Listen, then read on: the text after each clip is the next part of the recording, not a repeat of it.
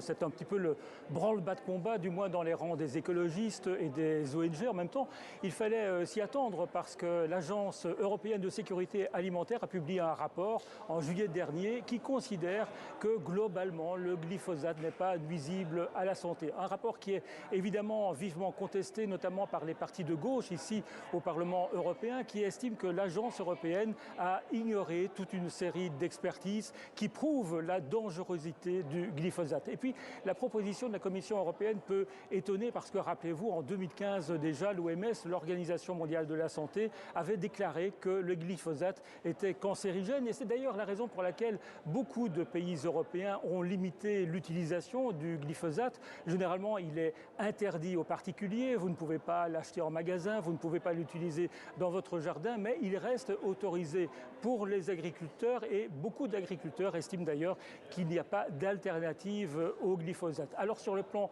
politique, il faut aussi dire que beaucoup de pays européens estiment qu'aujourd'hui, avec la guerre en Ukraine, les agriculteurs doivent produire plus et que ce n'est donc pas le bon moment pour interdire les pesticides ou les herbicides. Les 27 vont devoir dire s'ils acceptent ou non la proposition de la Commission européenne. Ce sera sur la table à la mi-octobre et les débats ne sont pas clos.